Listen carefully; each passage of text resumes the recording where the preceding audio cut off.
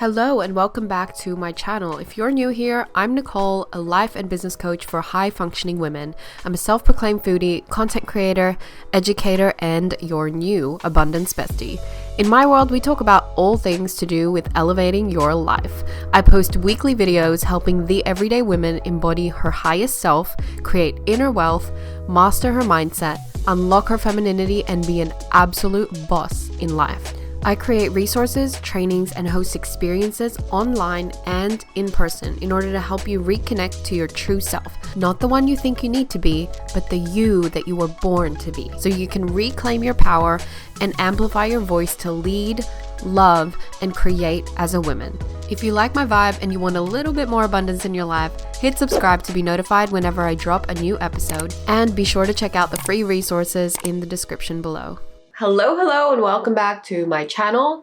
Today I'm going to be talking to you guys about my surrender experiment. And if you guys know anything about the past 6 to 12 months journey that I've been on, you'll know that I have essentially undergone like a rebirthing process.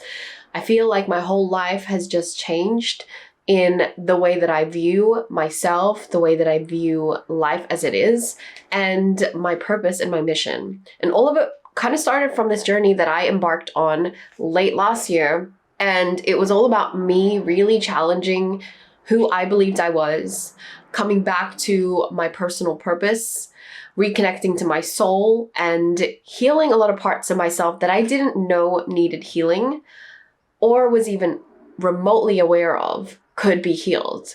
And this is part of why I have created an experience such as the surrender experiment, which is a concept, a movement, as well as a retreat that I am inviting so many people who resonate with my journey and have found themselves in a similar crossroad that I did back then to enter into and to have their life completely changed as a result. So I'm going to talk to you about my journey in my surrender experiment and just answer a bunch of questions that help you understand what is the surrender experiment and how to know if you are in need of a surrender experiment. So here is my story. What was your situation before going on your surrender experiment? What were your main struggles? Before going on my surrender experiment, I remember I was at a point in life where I had basically created the life of my dreams. You know, I always wanted to be this solo entrepreneur, boss woman vibe. And it was my dream to be able to have my own apartment and to be able to just run my own schedule, to have my own clients, to be paid as an online coach. And I'd sort of built this business, got it to 6 figures, and had basically created a life for myself where I should have been content. I should have been happy and fulfilled, but I wasn't. And I realized that it was because there was a whole part of me that actually deeply wanted a different lifestyle. Because yes, I had the apartment, I had the new car, I had this business that allowed me to have this kind of fun boss girl lifestyle. But there was another part of me that actually wanted to experience a nomadic lifestyle. I wanted to be able to be remote and to live wherever I wanted, to travel freely, and to experience what I truly valued in life, which was experiences, joy, love, adventure, and wonder. And I always felt like while I had created this business that could allow me to travel whenever I wanted, deep down, what I actually wanted was just a lifestyle where I could just do that and not have to have this apartment or this car to be responsible for, and to live sort of a predictable life. Because I'm also at an age where, when all of this was happening, I was at an age where all my friends were settling, they were starting to get engaged, married, buying properties, worrying about land and family. And I was just like not at that place. And the more that I would hear people talking about this outline of a future that was meant to be the template, the more that I was like, I do not want that. And it forced me to look at the life that I was creating for myself, this life of striving for more stuff and stability in the form of accolades, possessions, that I realized that I was actually not 100% fulfilled. I was partly fulfilled living in this illusion that I thought could make me happy or could make me feel more secure. But when I got there, I knew that my soul wanted more. And the questions that I remember that kept kind of popping up for me were, there's got to be more to life. And I won't find out unless I take a leap and do something I've never done. Now, for me, it was always a dream to be able to be nomadic, but I don't think I ever gave myself the permission to actually be nomadic and to actually try it out, because it always felt like something that other people could do, but I really couldn't. And part of that was maybe a self-belief thing. It was maybe my self-concept, but it was also me being unable to allow myself to see that I could have a different reality. Because again, everyone in my environment, in my social circles and my family circles, kind of expected that this would be the path that I would take. And I think that kept me unconsciously believing that I couldn't have anything else. And so I would have this deep longing, a yearning from deep within me saying, there's a part of you that you haven't explored yet and you're not ready to settle. And so I had these questions in my mind. I wonder what would happen if I just uprooted and completely sold all my stuff, packed it all up, and just went. And I wrestled with this for months on end. And then I played with the idea of potentially going nomadic for a short period of time. Now, it seemed super crazy and super out of touch at the time, but I remember just kind of letting myself play with that image in my mind. And for about 4 to 6 months, I really let my imagination play. I wonder what would happen if I finally did that, if I just packed up my stuff and went. And as it always is, when you let yourself visualize and play in possibility in your mind, it eventually becomes something that you're wanting to act on. And so I got myself to a place where I looked at the environment around me. I looked at the friends I had and the things they valued and the lifestyle I was living, the apartment, the car. And I saw that it really wasn't a reflection of me living in my fullest and most aligned path. Now, I didn't know what my fullest aligned path was. I didn't know what was on the other side of exploring that curiosity and that desire for more, but I just knew that I couldn't not do anything about it. And I'm the kind of person who, if there's something in me that really feels convicted to do something, I will get myself to a point where I have no option but to try. And I knew that even if all else failed, I could always come back to where I was. I could always continue the way that I was living and pick up where I left off. So I kind of just allowed myself, after seeing that right in front of me and seeing that there was no way that I was going to just not try. So I did. I gave myself the permission to go. And I was at a point in my business as well, and this is very important, that it wasn't like income was consistent. Yes, I had gotten it to 6 figures in revenue total, but it wasn't consistent. I was earning income that was just making ends meet. And I still had a lot of financial stress. In fact, money was the biggest restriction for me in allowing myself to go nomadic. Because of course, you won't be working while you're traveling. You will likely have to depend on the money that you save, unless you're able to get a visa that allows you to work and earn. But I had a lot of fears around money that kept me staying small, that kept me going, I'll do it later when I have more money, when I'm more stable, when XYZ. Whatever stuff I really thought it depended on. But I worked through that, and I'm going to talk about that in a second. I don't know, I just felt like there was a missing part of myself that I wasn't really listening to, and there was this feeling and yearning for more. And the only way I was going to find what that was to go out into a place, into an environment, into a setting that would completely challenge me and make me feel like all I had to take care of was myself. And I knew that I couldn't do that here in the comfort of everything that I know. I couldn't do that with the triggers, the social triggers, the visual triggers, the responsibilities, the obligations that I have here. I knew I needed to be in an environment that completely took me outside of everything I knew so that I could tune inward. And I always knew that travel could do that for me because I traveled solo in the past. And I know that every time I travel, every time there's space to just be with myself, and I have no obligation or responsibility to anything else, that's how I know that I can sort of look inward and really understand myself better. And this is why they say that travel is the best way to get to know yourself, because really you're not having to take care of anyone or anything else but yourself.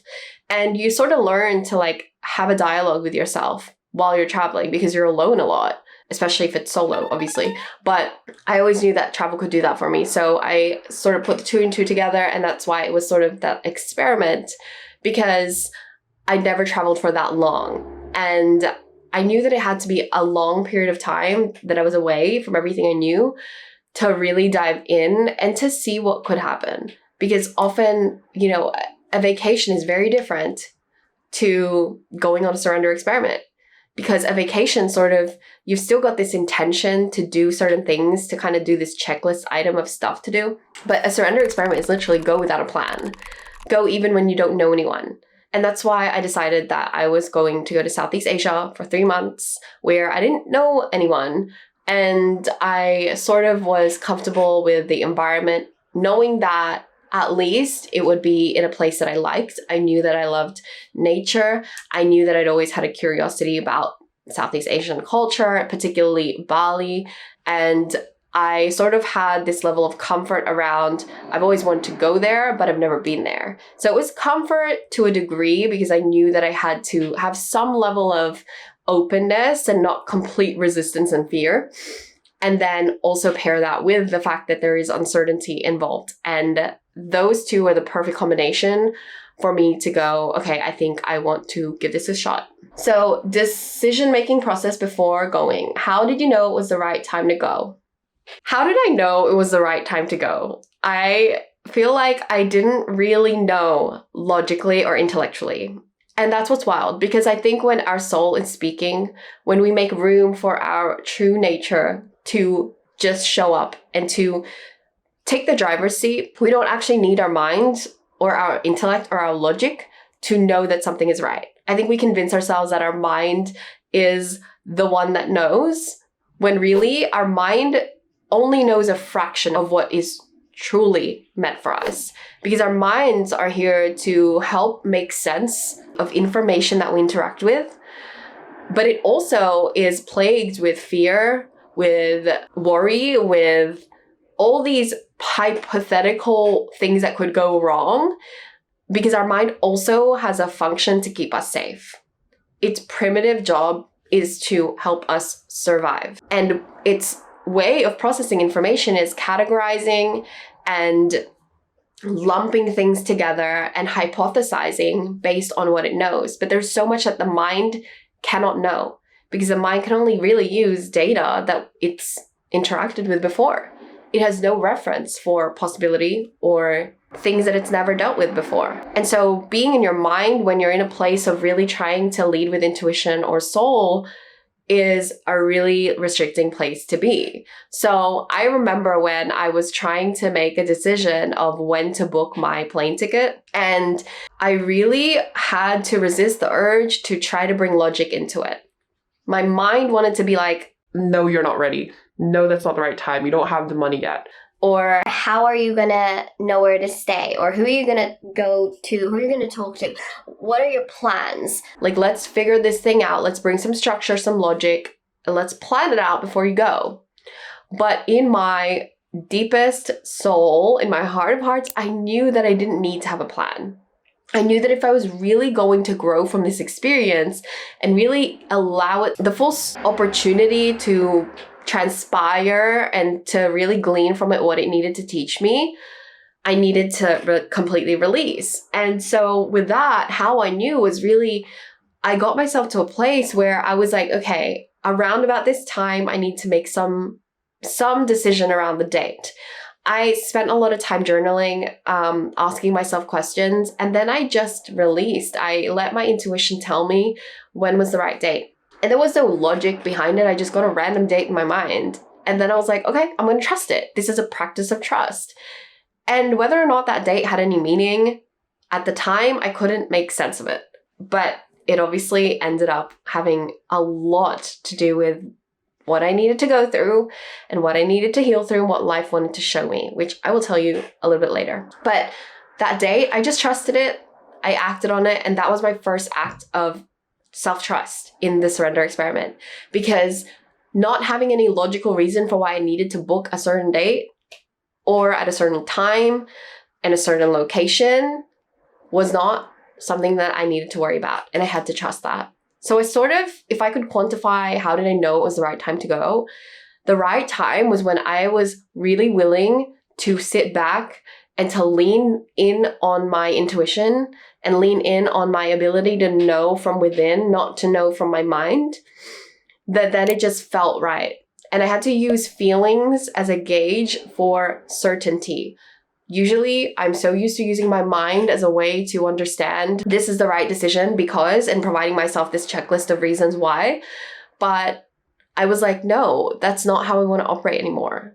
And part of this was also like realizing that I no longer wanted to live my life so predictably and so rigid, because I knew that while it created a certain outcome that could be predictable, I knew that that actually wasn't the path I wanted to take.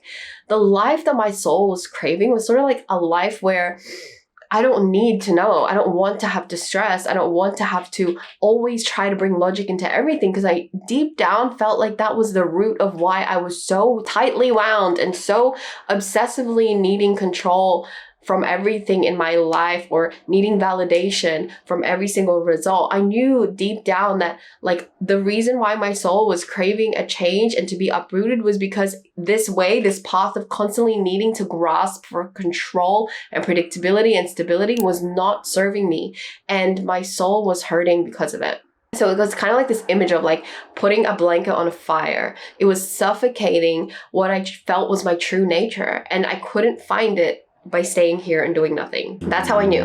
What were the biggest factors that held me back? I have my journal here because this is what I wrote my answers in, or some of my dot points. So the three main things that held me back from going on my surrender experiment, traveling to Southeast Asia for 3 months without a plan, was number one, money. I mentioned it earlier. Money was one of my biggest fears because all my life, I feel like money has been the focus of everything I ever do. And so anytime I think about traveling, I always get stressed about having enough money. Now, let alone traveling for 3 whole months without working. My brain was like, well, you need to save, you need to save, you need to save, and you don't have that money. And the time was like coming closer and closer to when I really felt like I had to go. So some context. I basically had a choice to end my lease early or to let it end. Now, around about the time that I was having these internal promptings to go and uproot and go and travel and just finally be nomadic, I got a notice from my landlord saying that they were going to be increasing the rent. And I remember freaking out. I was like, I don't have that money, and asking myself, how was I going to be able to pay my rent? And I think around about the time that I had gotten myself to a place where I was open to traveling nomadically, I was like, what if I just ended my lease early? I'm going to have to pay a huge exit fee, but it means that I can just pack up my stuff and go and start this journey. So it almost felt like life was arranging things for me to be able to go on this thing, but I needed to be courageous. I needed to lean in and find the reasons why I wanted to do this.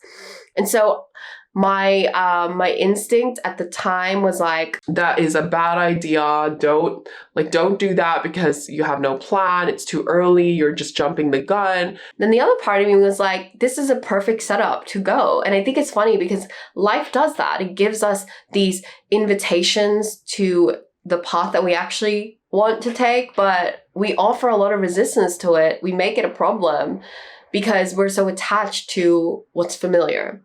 And I really caught myself on that. And then I made a decision that I was going to end my lease early. And while money was my biggest fear, I knew that the practice of ending my lease early and having to pay that exit fee was the first invitation that the universe and life was giving me to actually put money where my mouth is, to actually say, hey, I'm serious about this. Let's invest in it. And obviously I had to book a flight as well. So that was another thing. It was another practice where I had to really seriously look myself in the mirror and go, are you serious about this? Because you're about to put money down on this thing and you better be serious. And I think those were the times that I was really forced to ask myself, what do I value in this life? And money has a great way of showing us what we value, because if we are having stress around money, if we are having any resistance around spending on something, it's likely because we haven't evaluated whether we value it or not. Because if we truly value something, we'll be very willing to put our money down on it. And so that's when I had to really confront that. Do I really value having this experience of really getting to know myself on another level and experiencing this lifestyle that I say I want, but I'm not actually giving myself permission to have? And so money was a huge factor, but I was able to move through it in that way. The second thing was relationship. I obviously had a lot of conversations with my partner, and about a year before this whole thing, my partner and I had decided on what our plan was. Most couples will talk about what their plan is for the future and the timeline. And I felt a lot of guilt, a lot of worry as well, that I was going to completely just shock him. And this change of plan would maybe break down our relationship. I had a lot of fear around that. But after a few conversations, he really came around. I actually recorded an episode with him before, I think it was the week before I was going to go on plane and leave for 3 months, where I asked him about how his experience was. And we talked about the first conversations where there was a lot of tension. There was almost a breakdown because there was a lot of fear introduced into our relationship, a lot of anxiety that it was going to be really hard doing long distance, or that this wasn't in the plan and it really threw him off. My partner is very structured. He's very logical. And when there's a plan, he honors the plan. Whereas I can sometimes be, out of pure intention, throw out a plan because I can very much feel aligned to another thing in a moment and act on it without any fear or hesitation. So for him, really learning to understand me and the way that I work was also a huge factor. And I had to also communicate and give grace, because I was like, I can't expect him to understand right away. And it's actual work. That is a work of communication to maintain that piece, to talk, to communicate, and all of that. Because I felt like almost I was afraid of being a bad girlfriend. I would feel like people would look at me and think I didn't care about him, or that I was selfish and that all I wanted was to do my own thing. I had all of these stories playing out, you guys. And I know that that was a really, really big thing that created a lot of guilt for me. But I knew that once we got to a place where we were actually able to communicate openly, and he was willing to understand why I wanted to do this, why I needed to, and how he could support me as well as how I could support him during this time, that's what allowed us to kind of have that more effortless transition, which it's still effortful, but it's a more enjoyable effort when you're on it together and you're willing to really work together. So if you want to listen to that conversation, you can definitely check it out. It is on my podcast as well as on YouTube.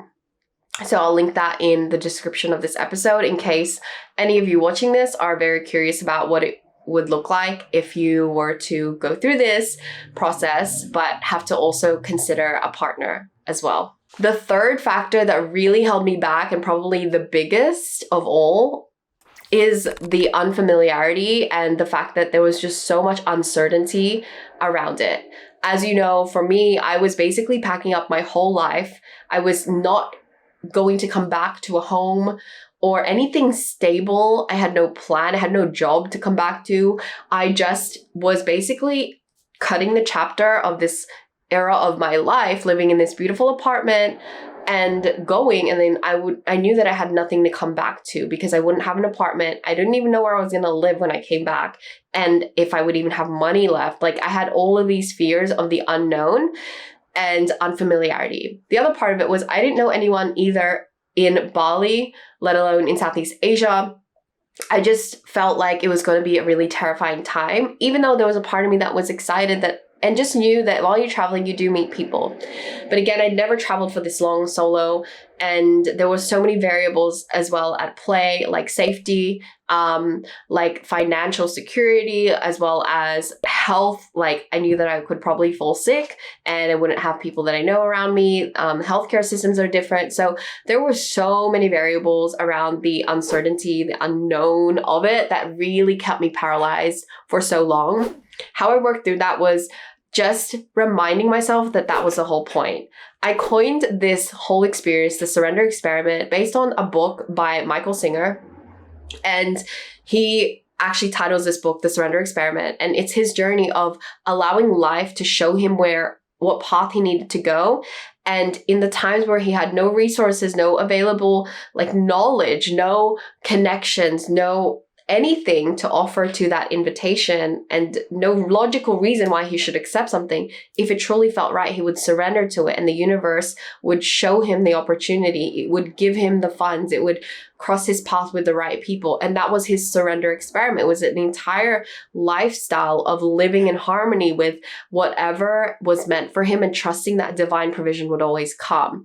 And so this concept, I really challenged myself to embody that. What does surrender actually look like? And in relation to unknown and uncertainty, I had to embody the fact that it wasn't going to be comfortable, that was the whole point, to be uncomfortable, and in that discomfort to learn that is how I can trust myself. That is how I can trust that the universe always takes care of me. This is how I strengthen my faith that God is always good and that my needs are always met. What's meant to be for me will come, and it is going to come in its own time. My chronic issue was that I needed control, I needed plan, I needed logic, I needed data to show me that it was going to be okay. And that was the whole premise of why I knew I needed to do this, because I didn't want to live life that way, because it was miserable trying to live life that way. So I released the need to know, I released the need to have a plan, and I just reminded myself that uncertainty is part of the process and that the discomfort was not a problem. I remember having moments while I was traveling where I felt almost lonely. I felt like I was defeated. And I even felt in the beginning part of my trip like I was a failure, because I had built this business and I had done all of these things, and yet I had nothing to show for it. I had no apartment. I had no success trail to kind of show people, like a track record of I've done it and it was worth it. And I remember just feeling like an utter failure, and like my parents were disappointed in me, and I felt like a wreck. If you want to take your abundance to another level, I want to help you.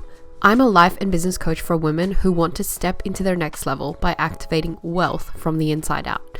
To help you take your first step to unlocking true abundance and your aligned potential, I'm giving you free resources, workshops, and masterclasses that you can access on demand right now. Check out www.nicoleconception.co/free-resources to get your hands on it. For more videos like this, check out the other playlists and series I have on this channel, and don't forget to hit subscribe to be notified whenever I drop a new video. And if you're more of the podcast type, check out Freedom in Flow, where I dive even deeper into the concepts that will help you create less hustle and more flow, abundance, and alignment in your life and business. Now, if you're a reader, you'll want to subscribe to my email list for unfiltered, honest, and most importantly, applicable life upgrades. Now, don't be a stranger. Connect with me on Instagram and TikTok and send me a message. I love getting to know you and your story. It's why I do this. Okay, my lovely, that's all for now. I'll see you soon. Signing off, Nicole.